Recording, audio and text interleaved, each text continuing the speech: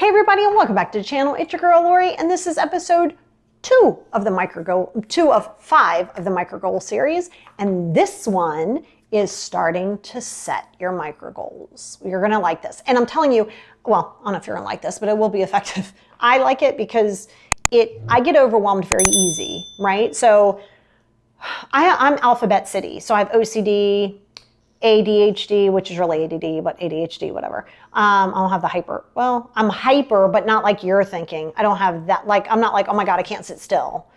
My brain always goes. So that's the fact that I have OCD, and I'll say an ACDC. I guess I have that too. So I have, okay.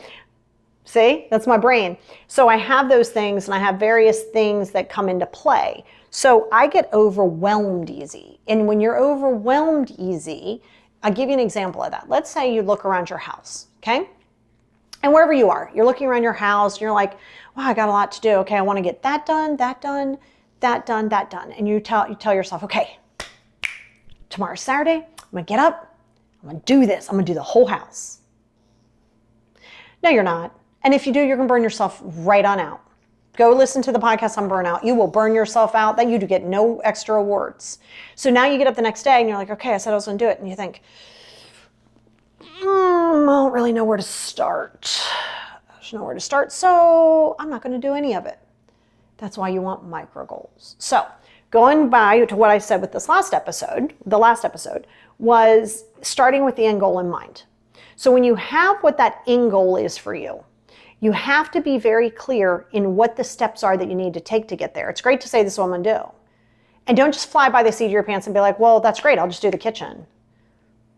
Well, what are you going to do in the kitchen? Oh, I'm going to declutter it. How? Well, declutter. No, how? I'm going to go through and get rid of things. Okay, do you have a set plan for that? No, I'll just declutter it. See, there's not a plan there. Stop being aloof. Stop saying you're going to get the house minimalized and cleaned or the weight loss here and done, and you're going to go hardcore. You are going to not do that. So your micro goal. What would a micro goal, let's go with that theme of the kitchen, okay? So what would a micro goal of, because your macro goal might be minimize and organize the house. That could be your big goal. I want my house minimized, organized, minimized to a point, right? Organized and structured. This is what I want. Great, that's your end goal. Okay, so now you start there, and now we're going to go backwards. So let's say there's 12 months in a year, right? So let's say you say, okay, now that I've started there, let's reel that back and say, okay, because essentially you can get that done in a year. You can get it done before a year, but who cares if you do and who cares if you don't? If it takes 3 years, it takes 3 years, whatever. Again, stop getting married to a timeline, but you're going to need a timeline for your micro goals, but I'll explain. So now you say, okay, each month I'm going to take a room. Now, you don't just do this in your head, you write it down. You write it down. Okay, kitchen. Kitchen's going to be, say, the first place.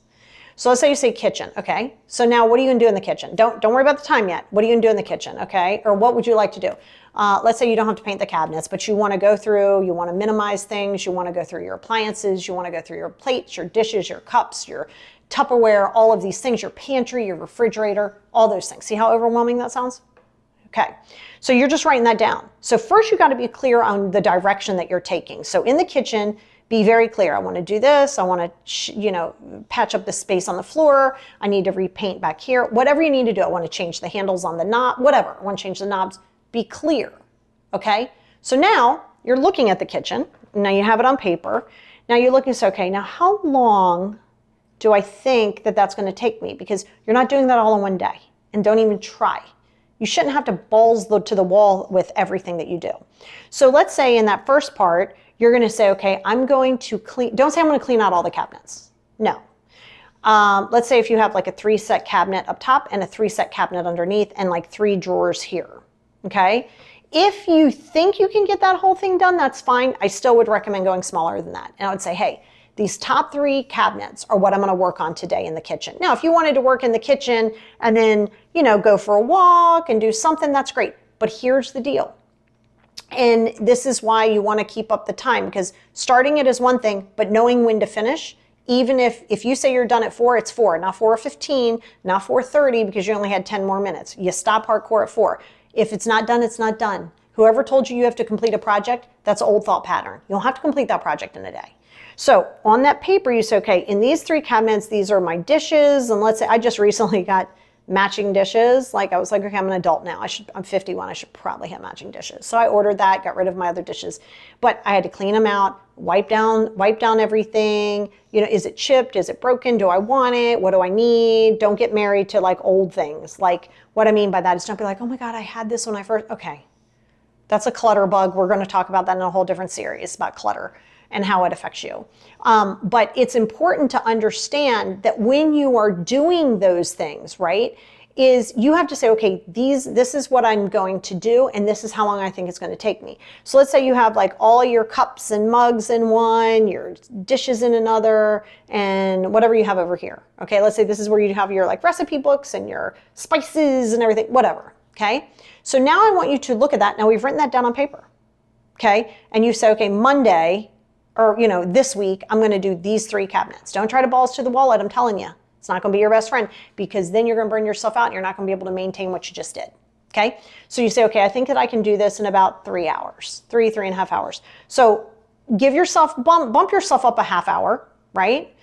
And if you say, okay, this is going to take me 3 hours and I'm going to get this done, this done, this done, this done. So within the month, that whole kitchen is going to be clean. You do that for each room. Kitchen, bathroom, bedrooms, basement, whatever it is that you, garage, okay? Each thing gets a month. So remember, macro goal, house minimized. Now we're breaking it down. Whichever space you want to start with. And it doesn't have to be at the beginning of the month. I mean, at the beginning of the year. So if you're starting this in September, start it in September and go to the following September, right? And say, okay, what do I need to do? But break each one of those monthly things down into weekly goals.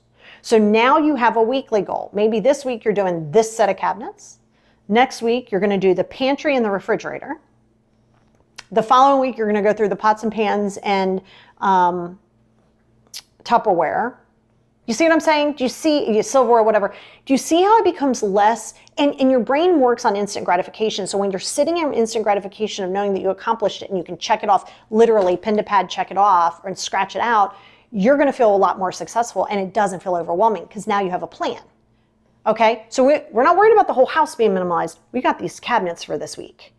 Okay, now to take that down even another step and go even more micro is say, okay, well, if I'm going to do these 3 cabinets, let me look at my schedule for the day. I don't really feel like doing anything, but I do have about a good 45 minutes I can dedicate to this. Then you establish it for 45 minutes. You color block it. I'll explain color blocking in a different series. You color block it, or you put it in a space and you set it for 45 minutes. This means when you start the project, you start your timer. Don't look at the clock. Start your timer. 45 minutes. I prefer you do the Pomodoro technique, but that's on a Patreon podcast. And that's, I'm just saying, the Pomodoro effect works the best, I think, because it's 25-minute increments. But let's say you're like, it's going to take me 45 minutes. I wouldn't necessarily want you to take that break if that's all you got. So now when that timer goes off at 45 minutes, I don't care if you only have 1 shelf left, leave it be. Add that to tomorrow's task list. See, you have to know when to start, that's fine, but you also must know when to end. This is how we prevent burnout. And this is micro goals, and it also shows you self-discipline. You don't have to finish it, okay? So that's the spiel on micro goals. So it's the same thing. Even if you were like, you know what, I want to lose 20 pounds. Let's say, okay, so this is your end goal. Always give yourself 1 to 2 pounds a week max. If you lose more, great. If you don't, that's fine. If you gain some, that's fine too. Let's not make this a whole big thing. And so I would always ask you to add a few weeks. So I would add 2 weeks to that, right? Just because you might decide you don't want to do anything that day, or you're going on vacation, you want to eat cake, a lot of it, then do it, right? And then, so how are you going to do it? Well, I'm going to don't go on crash diets. Not a fan, no. So let's say you say, okay, I'm going to go a little bit more calorie deficit within reason, making sure I'm maybe eating a little healthier, having my cheat days, I have my diet, my Dr. Pepper Zero all the time. Listen, I know it's not the best thing, but there's a lot worse things I could be doing. So I love that. So I always build that into my schedule. Seriously, I love it. And, I have my certain amount of water that I drink. So it's the same thing. So the idea of a micro goal in establishing one and having that plan is to start with the macro, go look at your why and create a plan. What's that going to look like?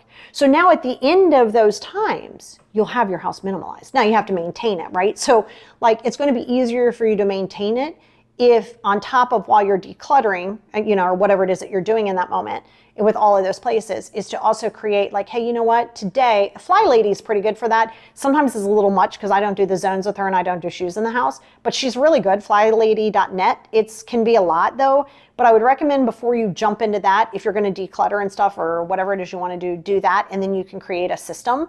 But her system's really good, like a load of laundry a day, if you have enough for a load of laundry, or half a load, that's fine too. So it is helpful to maintain it. But so yeah, so that is how you set a micro goal.